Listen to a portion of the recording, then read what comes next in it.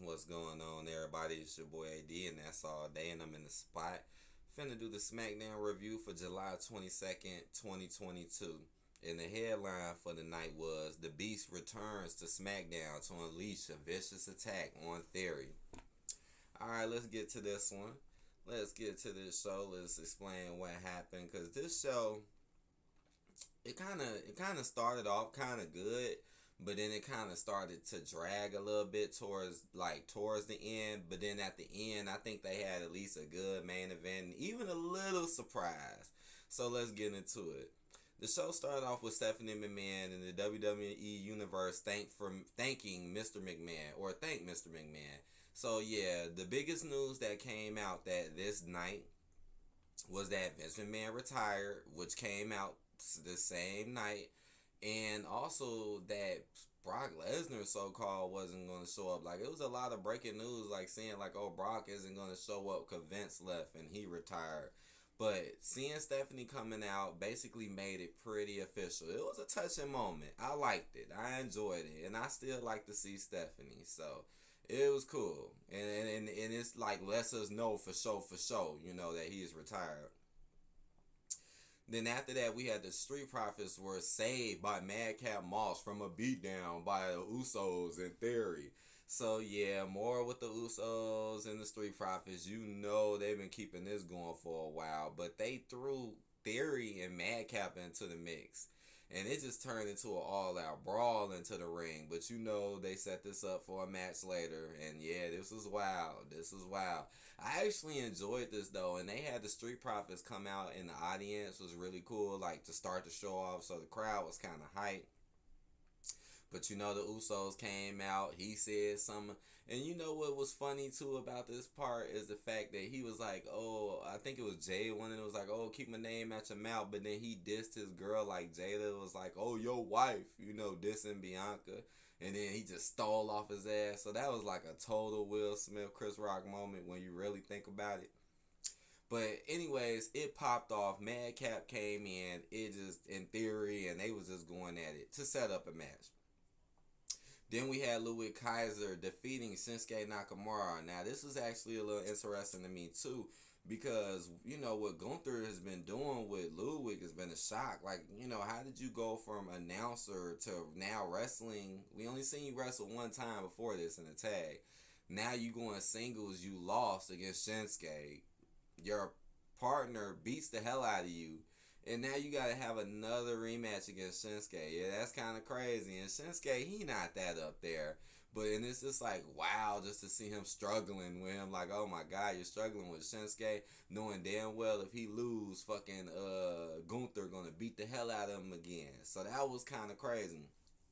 But after a crazy distraction from Gunther, Ludwig ends up getting the win, and afterwards they end up walking down to the entrance, and then he just did it again. He slapped him again, man, which was totally unexpected. I wonder, is he doing it because he had to help him to win though? That's what I'm thinking. Like, you had to help him to win, so you was like, look, I'm still gonna beat you without no help. I guess so.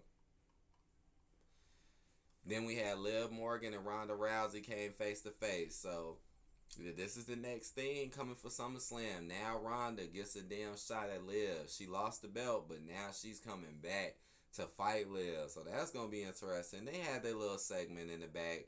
Push Kayla Braxton out the way, but just know that this match is coming soon. This feud is coming soon. Happy Corbin ambushed Pat McAfee. Now this was wild. Because Pat was just sitting there talking about the match, saying what was going on, and then Corbin just came out of nowhere with a big ass boot. Just knocked Pat right out the chair. Like, damn, I'm like, shit. And then fucking Corbin just started beating the hell out of Pat, man. He snuck him. He definitely snuck his ass on that one. And then he got up, went backstage. Pat got up, chased him backstage, and then they just started brawling in the backstage, and they had to end up breaking it up. This was actually an exciting moment to me. Y'all know I love Happy Corbin, man. And Pat, he's pretty entertaining as well, too. So, yeah, can't wait to see them go at it this SummerSlam. I think that's going to be one of the most interesting or most entertaining matches to me. Also, yeah, they shot a promo with Maxine Dupree. Now, I also been hearing things about Max Dupree. I heard some things saying that he wasn't into this no more, acting like he wasn't gonna do the models. I don't know. That's just what I'm hearing. But they did introduce his sister Maxine, and yeah, they're still doing the whole model thing. And did Mace have lipstick on? Like, what the hell? But be on the lookout for that, and we'll see if Max comes back. We'll see. Oh yeah, Jeff Jarrett shot a promo too. Yeah, he came. You know that his match. I'm just not that interested in Jeff Jarrett coming back. But then the Viking Raiders defeat Jinder Mahal and Shanky by countout. So the Viking Raiders are still winning. The New Day was sitting outside the ring watching the whole time. And then the fucking Raiders ended up winning by countout. And then oh man, and then it was one spot where they ended up throwing, I think, Jinder into both New Day, and they all fell over. I'm like, damn, they've been putting over these Raiders super hard since they came back.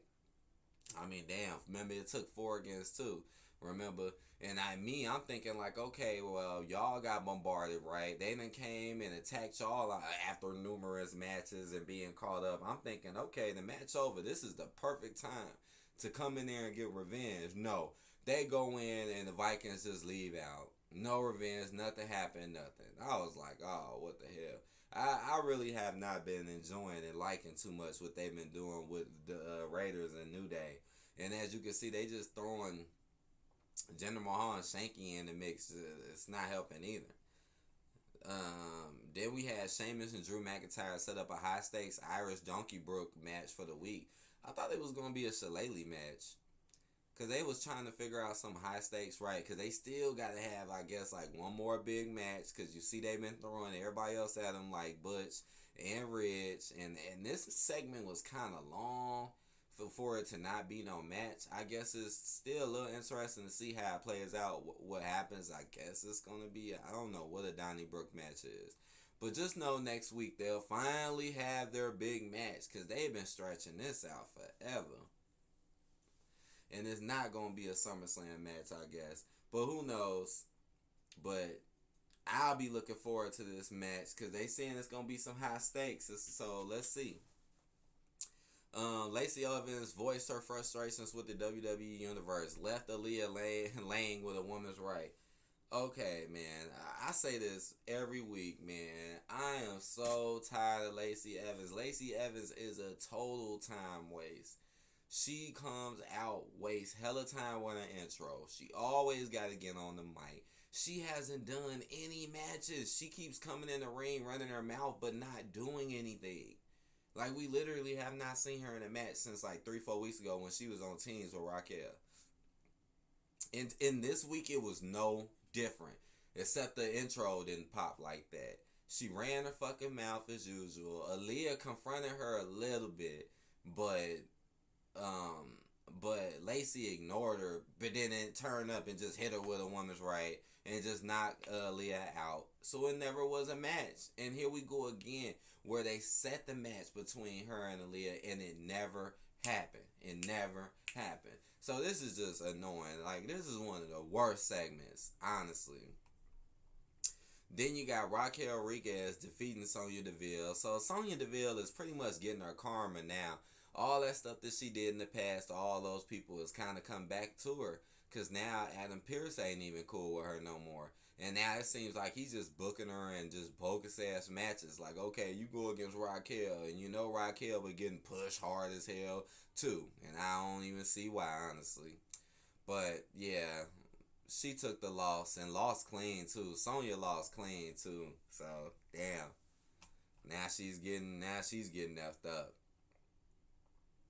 Then to finish it off, we had the Street Profits and Madcap Moss defeat the Usos in Theory by disqualification.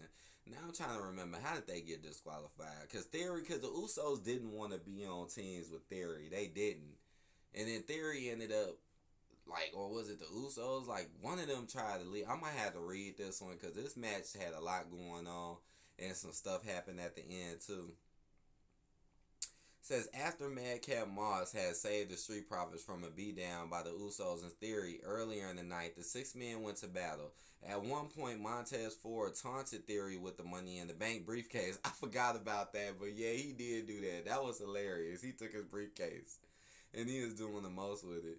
The spectacular match ended in a disqualification when Theory struck Madcap Moss with his Money in the Bank briefcase. Yeah, because I think the Usos ended up leaving Theory in there. And it got to the point where it was just like him and Madcap fighting. And yeah, Theory, man, he lost it and started beating. Oh, and he gave Madcap a beat down too with that briefcase. And it's starting to come back to me now.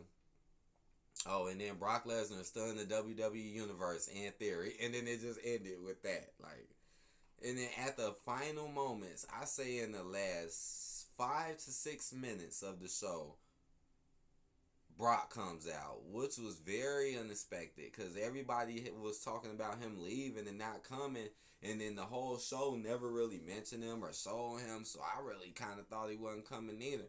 And then all of a sudden Brock comes out, and Brock just pretty much does what Brock does. Go ham, hit some F5. Him hitting that F5 on Theory totally reminded me of that Elimination Chamber when Theory got F5 off the cage. That was wild. But it went so fast. It went so fast, man. It was over again in like 5 minutes, you know.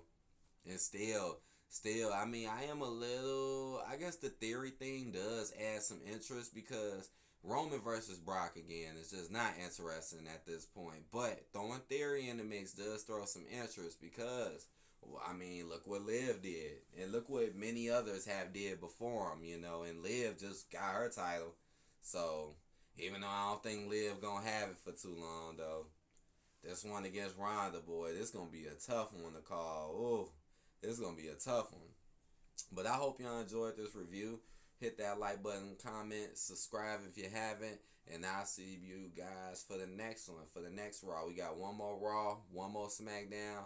And then we got SummerSlam coming this Saturday. So I'll see you guys. Peace out.